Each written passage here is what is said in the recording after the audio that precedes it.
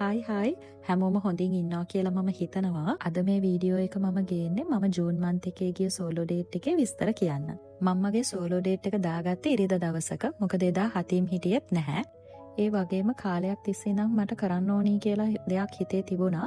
ඉතින් මං හිතුවා ඒකත් එක්කම අපි පොඩ්ඩක් සෝලෝ ඩේට් එකක් යමු කියලා. මම නිතරම ගෙදරින් එළියට යනවා නම්, ඒ කියන්නේ කොහේ හරි තැනකට යනවා නම්, ඔෆිස් යනවා නම් මං හරිම කැමති පොඩ්ඩක් ලස්සනට අඳින්න. මොකද මට හැම වෙලේම හිතෙනවා අපි අපේ සෙල්ෆ් එක ඒ විදිහට ප්‍රසන්ට් කරද්දී අපේ නිකම්ම කොන්ෆිඩන්ස් එක බිල්ඩ් වෙනවා කියන එක. හරි. ඉතින් ඒ විදිහට මම ලස්සනට ඇඳගෙන මං කලේ මුලින්ම ටුක් එකක් දැම්මා මගේ ෆස්ට් ලොකේෂන් එකට යන්න. මං ගොඩක් වෙලාවට මෙහෙම සෝලෝ ඩේට්ස් යනවා නම් මං ටුක් තමයි යූස් කරන්නේ. මොකද මම වැඩ ගොඩක් එකට දාගෙන යන හින්දා මට හරිම ලේසි ටුක් එකක ගියොත්. මොකද පාකින් අනම්මනම් ගැන ගොඩක් හිතන්න ඕනේ නැති හින්දා. අනිත් එක තාම මම හතිම් නැතුව කොළඹ පොඩ්ඩක් ඩ්‍රයිව් කරන්න බයයි. වැඩ ගොඩක් කියලා කිව්වට අද නම් මම මේ සෝලෝ ඩේට් එකෙන් යන්නේ පෙඩිකියෝ එකක් කරගන්න. මම සාමාන්‍යයෙන් පෙඩිකියෝ එකක් කරන්න චූස් කරගන්නේ ස්පා සිලෝන් එක.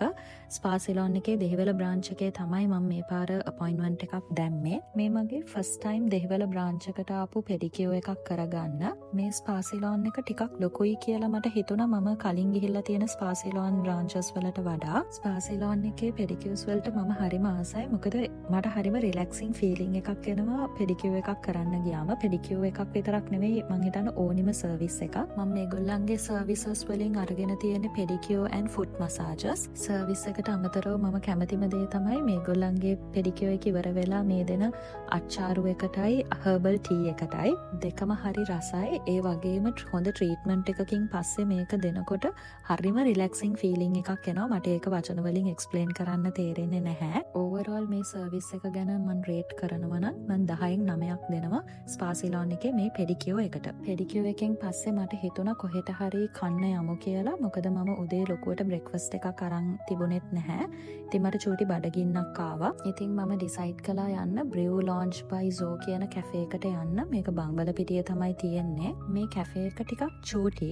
හැබැයි හරි කෝසි වයිබ් එකක් තියෙනවා මේ කැෆේ එකේ ඉන්ටීරියර් ඩිසයින් එකත් එක්ක. ඒ වගේම තමයි කැෆේ එක හරිම කාම්.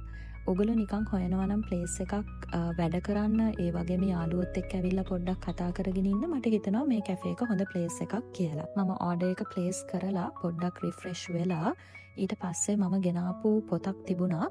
ඒ පොත අරගෙන පොඩ්ඩක් බැලුවා මොකක්ද ඒකේ කන්ටෙන්ට් එක, කොයි වගේ ස්ටෝරි එකක්ද තියෙන්නේ එහෙම කියලා. පොතේ විස්තර බලාගෙන ඉඳලා මම චුට්ටක් ආයේ මට ආපු මෙසේජස් වලට රිප්ලයි කරගෙන හිටියා. මොකද මට හිතුණා පොත කියවන්න කෑම එක කෑවට පස්සේ. මොකද මේ වෙලාවේ මම හිටියේ ඇත්තටම චුට්ටක් බඩගින්නේ. මම මෙතනින් ලයිම් ජූස් එකක් ඕඩර් කරා. ඒ වගේම ක්‍රීමි පැස්ටා එකක් ඕඩර් කළා, ප්‍රෝන්ස් එකක්.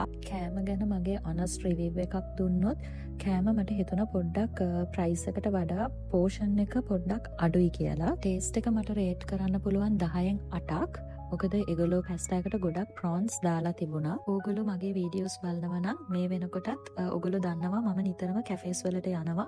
ඒ වගේම ඒගොල්ලන්ගේ එක එක ෆුඩ් try කරන්න මම ගොඩක් කැමති කෙනෙක් කියලා. ඒවත් එක්ක මම මේ කැෆේ එක කම්පෙයාර් කරොත් මට හිතෙනවා ප්‍රයිස් එක බලද්දි පොඩ්ඩක් ප්‍රයිස් එක වැඩි කියලා ඒගොල්ලන්ගේ කෑමවල. හැබැයි ඕවර්ऑල් මම මේ කැෆේ එකේ එක්ස්පීරියන්ස් එක 10න් 8ක් විදිහට රේට් කරන්න කැමතියි. මොකද ඒගොල්ලන්ගේ සර්විස් එක හොඳයි. ඒ වගේම කෑම එකේ ටේස්ට් එකත් හොඳ නිසා. කාලා ඉවර වෙලා මං මගේ පොත කියවන්න පටන් ගත්තා. මට ඇත්තටම වෙලාවේ යනවා දැනුනේ නැහැ. මොකද කතාව ඇත්තටම ඉන්ට්‍රස්ටිං විදිහට මට ෆීල් වුණා.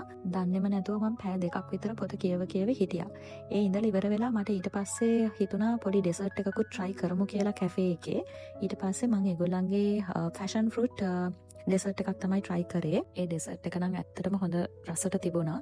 ඒක නම් මට රේට් කරන්න පුළුවන් 10න් 10ක්. මම ඇත්තටම මේ කාලෙකට පස්සේ තමයි මෙහෙම සෝලෝ ඩේට් එකක් ගියේ. මං හරිම කැමතියි මේ වගේ පොඩ්ඩක් මාත් එක්ක ටයිම් එක ස්පෙන්ඩ් කරන්න. මොකද සමහරක් වෙලාවට මට හිතෙනවා අපේ තියෙන ලයිෆ් ස්ටයිල් එකත් එක්ක අපිට අමතක වෙනවා අපි කරන්න කැමති දේවල්, අපි එක්ස්පීරියන්ස් කරන්න කැමති දේවල්, ඒවා අපිට මග ඇරෙනවා කියලා මට හිතෙනවා. ඒ නිසාම තමයි මම හිතුවේ කොහොම හරි මේ මන්ත් එකේ මම සෝලෝ ඩේට් එකක් යන්න මට පොඩි ටයිම් එකක් වෙන් කරගන්නවා කියලා. මට මේ වීඩියෝ එකෙන් ඔයාලට දෙන්න ඕනි මෙසේජ් එක තමයි හැම වෙලේම ඔයාලා වෙනුවෙන් ටයිම් එකක් ස්පෙන්ඩ් කරන්න, හැම වෙලේම ෆෝකස් කරන්න, ඔයාගේ බොඩි එකට ඕනි ඒ රෙස්ට් එක දෙන්න, ඒ වගේම ඔයාගේ ස්කින් එක ගැන කෙයා කරන්න, එතකොට අලුත් ස්කිල් එකක් ඉගෙන ගන්න. මේ හැමදේම සෝලෝ ඩේට් එකක් එක්ක ඔයාලට කරන්න පුළුවන්. ඒ ස්පෙන්ඩ් කරන ටයිම් එක හැබැයි මීනින්ග්ෆුල් විදිහට ස්පෙන්ඩ් කරන්නත් අමතක කරන්න එපා. මං හිතනවා ඔගොල්ලෝ මේ වීඩියෝ එක එන්ජොයි කරන්න ඇති කියලා. එහෙනම් අපි තවත් ලස්සන වීඩියෝ එකකින් හම්බෙමු. බයි.